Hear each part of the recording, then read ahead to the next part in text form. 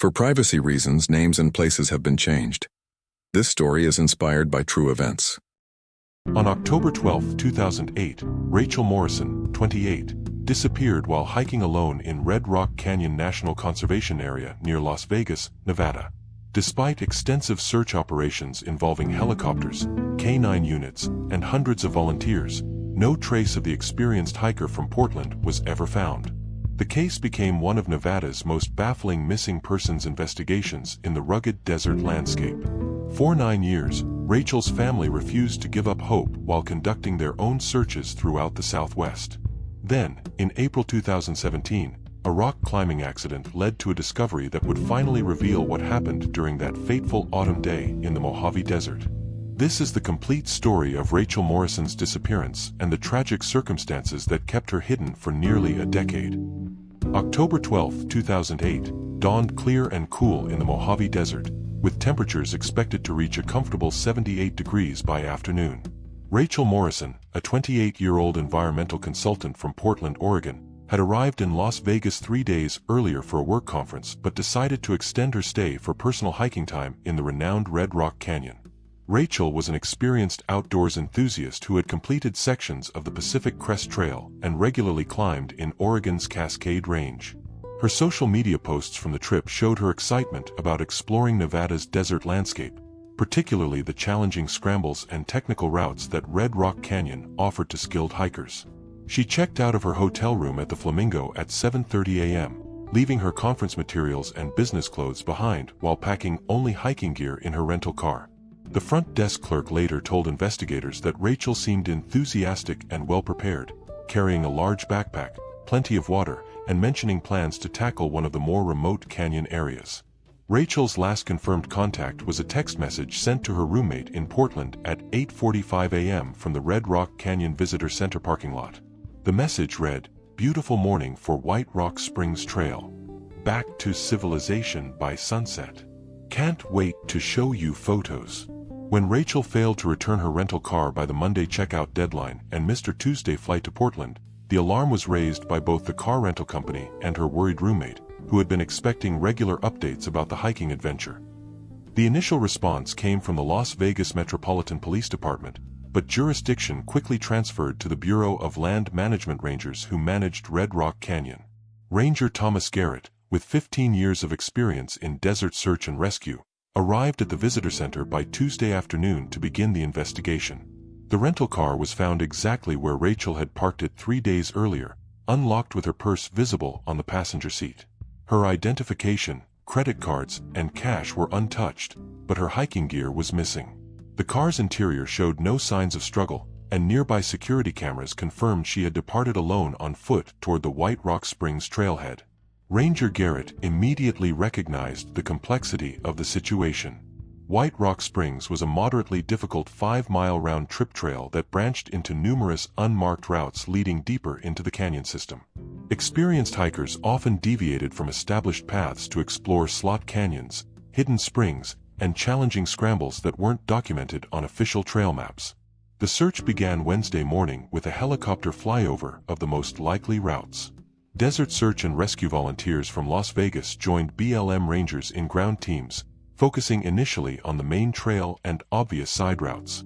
Dogs were brought in to establish scent trails, which led from the parking area toward White Rock Springs before becoming confused in the rocky terrain where foot traffic from multiple hikers had obscured individual tracks. By Thursday, the search had expanded to include technical rescue teams capable of accessing slot canyons and cliff faces where an injured hiker might be trapped. The Nevada National Guard contributed additional helicopter resources, using thermal imaging equipment to detect body heat in shadowed canyon areas where ground teams couldn't easily reach. The investigation revealed Rachel's meticulous planning and extensive hiking experience, which made her disappearance even more puzzling. Her Portland apartment contained detailed maps of Red Rock Canyon with several routes marked in highlighter, suggesting she had researched the area thoroughly before her trip. Credit card records showed Rachel had purchased additional hiking supplies in Las Vegas, including extra water, high-energy food, and a personal locator beacon, though the device was never activated and wasn't responding to signal searches.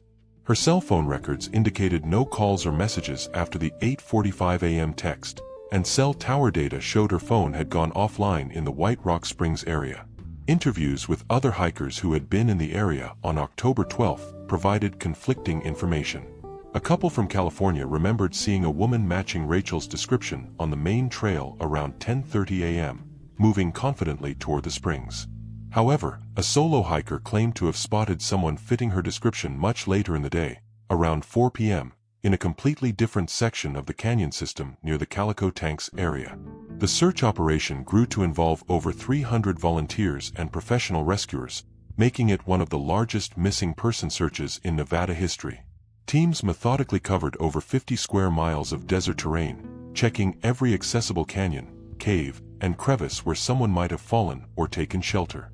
Weather conditions during the search were favorable, with clear skies and mild temperatures that allowed for extended search periods.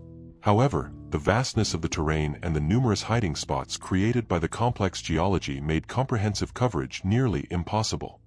After 2 weeks of intensive searching, the official operation was scaled back to periodic sweeps and follow-up investigations of reported sightings. Ranger Garrett maintained that Rachel was likely somewhere within the searched area but had been concealed by terrain features or weather that prevented detection. Several theories emerged about what might have happened. The most likely scenario involved Rachel leaving the established trail to explore unmapped slot canyons or technical climbing routes. A fall or injury in such remote areas could easily prove fatal, with the body hidden from aerial searches by rock formations. Another possibility was that Rachel had become disoriented in the maze-like canyon system and wandered into more remote areas where she succumbed to exposure or dehydration.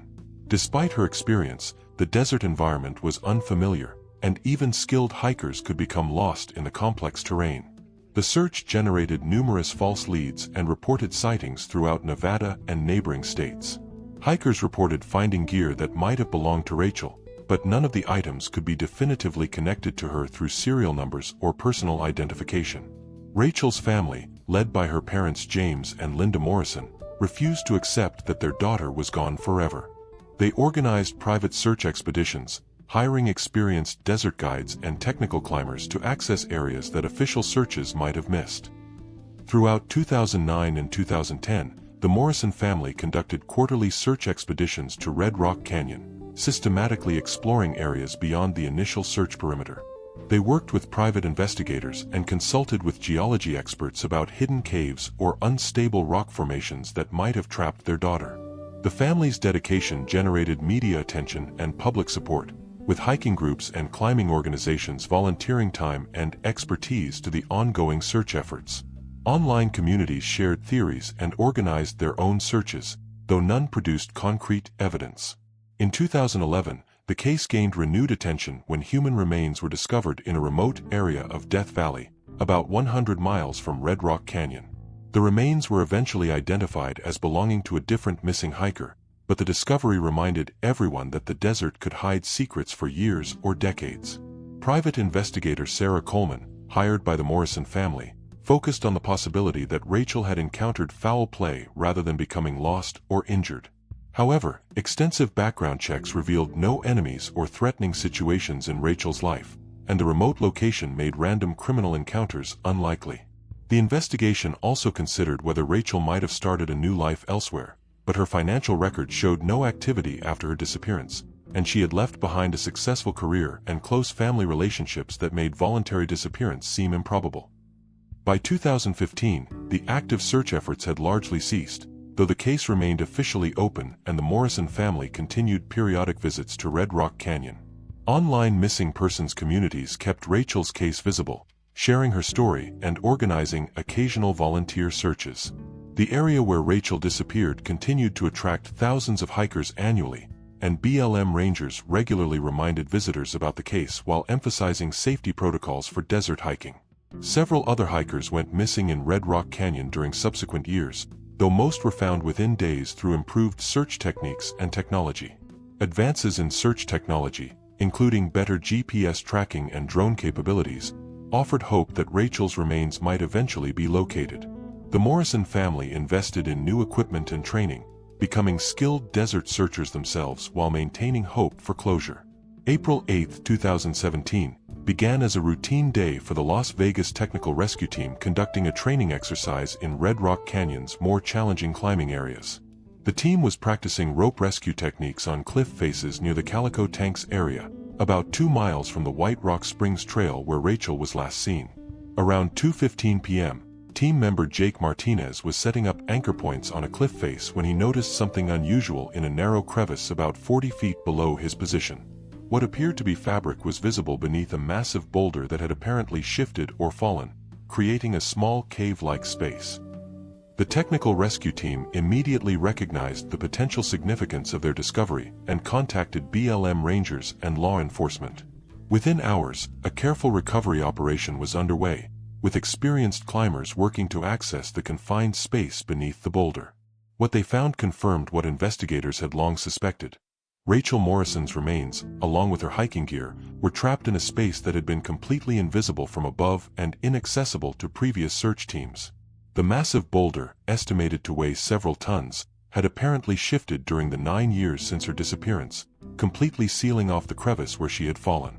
Initial examination suggested Rachel had fallen into the narrow crevice, possibly while attempting to climb or explore the rock formation. The fall itself might not have been fatal, but the confined space and her inability to escape had led to her death from exposure and dehydration. Personal items found with the remains confirmed her identity even before formal forensic analysis. Her backpack contained the extra supplies she had purchased in Las Vegas, along with a partially written note that provided heartbreaking insight into her final hours. The note, written in Rachel's distinctive handwriting, described falling into the crevice around midday on October 12 and her initial attempts to climb out. She wrote about rationing her water and believing someone would find her based on the trail of gear she had dropped while falling. Forensic analysis conducted by the Clark County Coroner's Office confirmed that Rachel had survived the initial fall but died several days later from dehydration and exposure. The confined space had protected her remains from desert scavengers but also explained why extensive search efforts had failed to locate her. Geological experts examined the boulder formation and determined that the massive rock had indeed shifted sometime after Rachel's death, possibly during flash flooding or seismic activity that periodically affects the region. This movement had completely sealed the crevice, making detection impossible until the recent climbing activity revealed the hidden space. The discovery location was only about 200 yards from areas that had been extensively searched in 2008, but the crevice had been completely hidden from above and accessible only through technical climbing routes that search teams hadn't prioritized. The narrow opening was invisible unless viewed from the specific angle where Martinez had been working. Rachel's personal locator beacon was found with her remains, but examination showed it had been damaged during the fall and never transmitted a signal. Her cell phone was also recovered, with the last attempted call logged at 1:47 p.m. on October 12, likely her final effort to seek help before the phone battery died. The tragic circumstances of Rachel's death highlighted both the dangerous beauty of desert landscapes and the limitations of even extensive search operations in complex terrain. Despite hundreds of searchers and modern technology, she had been hidden just yards from heavily traveled areas. The Morrison family's 9-year search for answers finally ended with the devastating confirmation they had long dreaded but needed for closure. James and Linda Morrison expressed gratitude to the technical rescue team and all the volunteers who had never given up searching for their daughter. The discovery led to discussions about improving search protocols in complex terrain and better educating hikers about the unique dangers of desert environments. Red Rock Canyon officials implemented new safety measures, including mandatory check-in procedures for solo hikers planning to explore unmarked routes. Rachel's case became a training example for search and rescue teams, demonstrating how natural features can completely conceal accident victims even in areas that appear to have been thoroughly searched. The importance of technical climbing expertise in search operations was emphasized in subsequent training programs. The technical rescue team that discovered Rachel's remains was recognized for their careful handling of the recovery and their dedication to bringing closure to the Morrison family. The discovery was considered one of the most significant cold case resolutions in Nevada's outdoor recreation areas. Environmental factors that led to the boulder shifting and eventually revealing the crevice remain under study by geologists interested in how desert landscapes change over time. The case highlighted how natural processes can both conceal and eventually reveal evidence of human tragedies. Rachel Morrison's story serves as a sobering reminder of the inherent risks in desert hiking, even for experienced outdoors enthusiasts. Her meticulous planning and extensive experience couldn't prevent a tragic accident in terrain that presents unique and often invisible dangers. The 9-year search effort demonstrated the dedication of both professional rescuers and volunteer communities who refused to abandon missing persons cases. The Morrison family's persistence kept Rachel's case active and eventually contributed to the discovery that provided closure. For search and rescue organizations, the case provided valuable lessons about the limitations of traditional search methods in complex geological terrain. The importance of technical climbing skills and specialized equipment in accessing all potential areas became a priority in training programs. The Red Rock Canyon area continues to attract thousands of visitors annually, with Rachel's story serving as an educational tool for promoting hiking safety and proper preparation. Memorial markers now remind visitors of the area's potential dangers and the importance of staying on established trails. Advanced search technologies, including ground-penetrating radar and improved drone capabilities, have been implemented in desert search operations partly as a result of lessons learned from Rachel's case. However, the vastness and complexity of desert environments ensure that some tragedies may remain hidden for years or decades. The case ultimately demonstrates that nature can be both beautiful and unforgiving, requiring constant respect and preparation from those who venture into remote areas. While Rachel's story ended tragically, her legacy continues through improved safety protocols and the ongoing dedication of search and rescue communities who work to prevent similar tragedies. As of 2017, the crevice where Rachel was found has been sealed for safety reasons, and the area serves as a memorial to remind hikers of the desert's hidden dangers. Her family continues to support search and rescue organizations and desert safety education programs, ensuring that her story helps protect future adventurers in Nevada's challenging but beautiful landscapes.